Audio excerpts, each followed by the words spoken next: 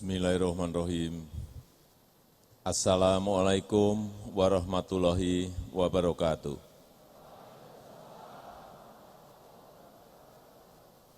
Selamat pagi, salam sejahtera bagi kita semuanya.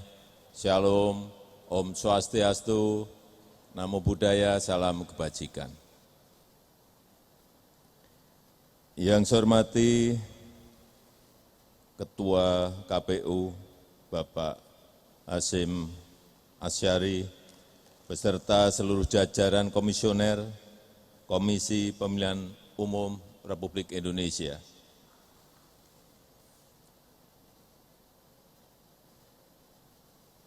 Yang saya hormati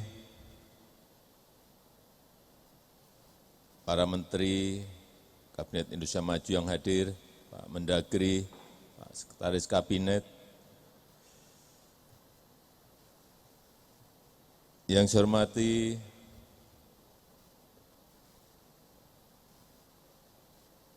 Ketua Bawaslu, Ketua DKPP, Kapolri yang pada pagi hari ini juga hadir. Ini menyangkut nanti keamanan pemilu. Yang saya hormati seluruh ketua KPU Provinsi beserta seluruh jajaran, yang saya hormati ketua KPU Kabupaten dan Kota seluruh tanah air Indonesia, ketua KIP Kabupaten dan Kota se-Provinsi Aceh,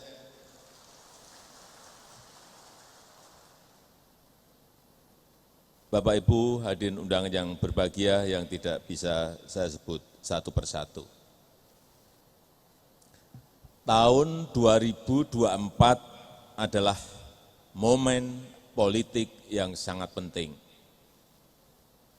Karena kita menyelenggarakan pesta demokrasi terbesar dan secara serentak dalam tahun yang sama.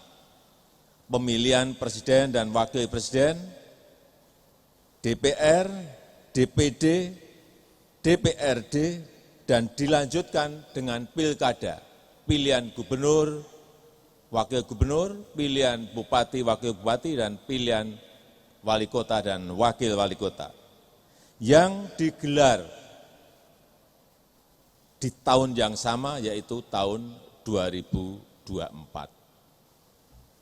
Ini bukan pekerjaan yang mudah, ini pekerjaan besar yang sangat menentukan masa depan bangsa kita, masa depan negara kita. Dengan melibatkan jumlah pemilih yang sangat besar.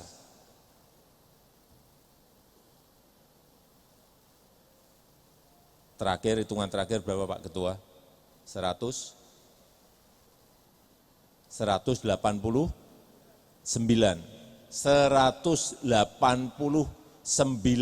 juta pemilih yang nyoblos pada saat yang sama, yang waktunya kira-kira hanya diberi waktu 6 jam. Jam 7 sampai nanti jam 1. Mengelola ini tidak gampang dengan wilayah negara kesatuan Republik Indonesia kita yang sangat luas, dengan kondisi geografis yang sangat beragam, berbeda, sangat berbeda dengan negara-negara lain. Bayangkan kita harus pergi ke 17.000 pulau.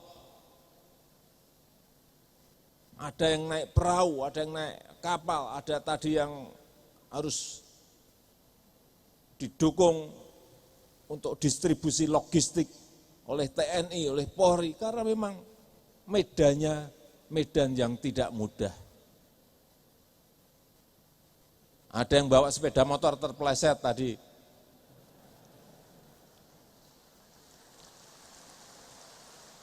Karena infrastruktur kita memang belum sempurna.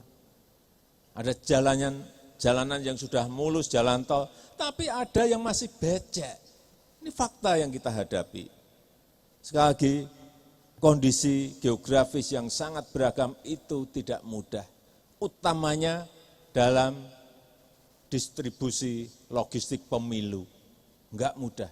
Saya menyadari betul keadaan lapangan, karena saya sering ke daerah, masuk ke daerah-daerah terpencil, tidak mudah. Bapak Ibu hadirin yang saya hormati, saya percaya dengan pengalaman kita yang kita miliki dalam penyelenggaraan pemilu-pemilu sebelumnya, kita memiliki bekal pengetahuan yang cukup untuk mempersiapkan pemilu 2024 jauh lebih baik dibandingkan pemilu-pemilu sebelumnya. Momentum waktu yang masih tersisa harus kita manfaatkan sebaik-baiknya untuk meningkatkan kapasitas teknis persiapan pemilu. Memperbaiki kekurangan-kekurangan yang ada, memperbaiki masalah-masalah yang harus kita selesaikan, mengatasi kendala-kendala yang ada, mengatasi kelemahan-kelemahan yang masih ada. Segera ini harus kita selesaikan bersama-sama. Kemudian juga membangun inovasi agar pemilu semakin berkualitas, agar proses dan hasilnya mendapat dukungan yang luas dari masyarakat. Ini penting legitimasi ini. Untuk itu ada beberapa hal yang ingin saya sampaikan, yang ingin saya tekankan untuk menjadi perhatian bersama seluruh jajaran KPU. Yang pertama, pastikan seluruh kegiatan di semua tahapan memiliki pengaturan teknisnya. Ini penting. Setiap tahapan harus memiliki koridor hukum yang jelas. Hal ini penting untuk mengantisipasi dan juga mengatasi berbagai persoalan yang akan muncul. Yang kedua, saya perlu mengingatkan bahwa hal-hal teknis itu bisa menjadi politis. Hati-hati. Sekali lagi, hal-hal teknis bisa menjadi politis. Sehingga ini kita harus hati-hati. Untuk itu, pastikan kesiapan sarana dan prasarana logistik secara detail. Rencanakan dan lakukan pengadaan tepat jumlahnya dan tepat waktu. Memang kondisi ini yang perlu kita siapkan. Jangan sampai ketidaksiapan menyebabkan nantinya keributan-keributan di lapangan. Hal kecil-kecil ini kalau kita tidak detail mengikuti, menyelesaikan, bisa menjadi persoalan di lapangan, menjadi keributan-keributan di lapangan. Selain itu juga penting ini lakukan efisiensi dan transparansi, sehingga semuanya terbuka. Yang ketiga, perkuat SDM untuk penyelenggaraan di semua tingkatan. Ini saya meyakini sudah dilakukan dan memang kali ini saya melihat tadi dari tepuk tangannya kelihatan semangat optimismenya.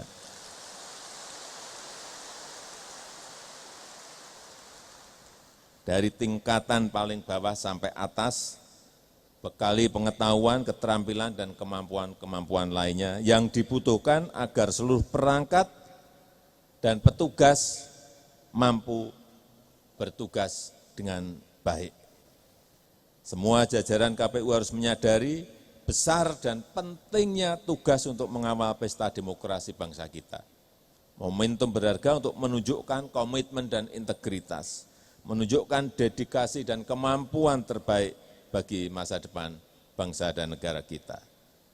Yang keempat, pemilu, ini hati-hati, pemilu 2024 ini kita selenggarakan dalam kondisi ekonomi global yang diliputi oleh ketidakpastian.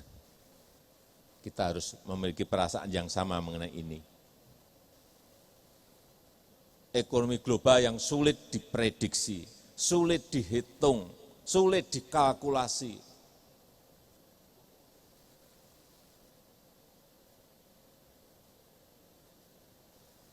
Sudah sering saya sampaikan, sekarang ini sudah 14 negara masuk sebagai pasiennya IMF untuk dibantu. Dulu 97-98 itu hanya 5 negara sudah geger. Ini sudah 14 negara masuk jadi pasien. 20 negara ngantri lagi di depan pintunya IMF untuk minta juga bantuan. Dan ada 66 negara yang rentan untuk ikut ngantri lagi di depannya IMF. Ini yang kita harus memiliki perasaan yang sama bahwa sekarang kita tidak berada pada posisi yang normal, tetapi pada posisi yang abnormal. Karena pandemi, diawali oleh pandemi, perang di Ukraina, ketegangan geopolitik, muncul persoalan-persoalan baru, krisis pangan, krisis energi, krisis finansial, krisis biaya hidup di semua negara dan justru yang banyak di negara-negara maju. Inilah yang kita harus memiliki perasaan yang sama bahwa saat ini keadaan dunia sedang sulit dan semua kepala negara pusing kepalanya. Indonesia tidak.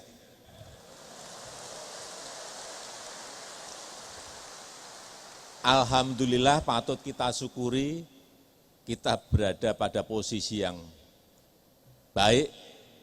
Di negara G20 kemarin kita termasuk growth, pertumbuhan ekonomi kita termasuk yang terbaik karena 5,72%. Tapi tetap kita harus hati-hati dan waspada. Jangan sampai membuat kebijakan sekecil apapun yang salah sehingga kita terpleset menjadi sulit. Ini yang harus kita pertahankan. Oleh sebab itu, stabilitas politik betul-betul harus kita jaga. Jadi saya titip pesan tadi dalam rangka juga ke sisi ekonomi. Sekali lagi, pemilu 2024 diselenggarakan dalam kondisi ekonomi global yang penuh dengan kesuraman, kesulitan, ketidakpastian. Di tengah kita bekerja keras untuk terus memulihkan ekonomi kita. Oleh sebab itu, saya titip KPU harus bekerja dengan efisien. Memanfaatkan anggarannya dengan cermat dan efisien, mengatur skala-skala prioritas yang memang harus.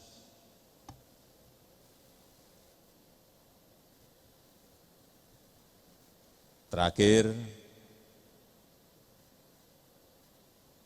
saya ingin juga kita semuanya, KPU, memperkuat pendidikan politik bagi para kontestan maupun masyarakat. Ini sangat penting. Dan sejak awal mengajak para peserta pemilu untuk melakukan pemilu yang damai, pemilu yang jujur, pemilu yang berintegritas, dan menolak tindakan-tindakan yang tidak terpuji yang mencederai demokrasi. Menyebar fitnah, menyebar ujaran kebencian, politik uang, dan yang lain-lainnya. Kita harus mendorong kampanye berkualitas yang menyehatkan demokrasi kita, mengoptimalkan pemanfaatan teknologi informasi, mengedepankan politik adu ide, adu gagasan, bukan politik adu domba. Saya rasa itu yang ingin saya sampaikan dalam kesempatan yang berbahagia ini. Terima kasih. Saya akhiri. Wassalamualaikum warahmatullahi wabarakatuh. Semoga Tuhan memberkati kita semuanya. Om Santi Santi Santi Om.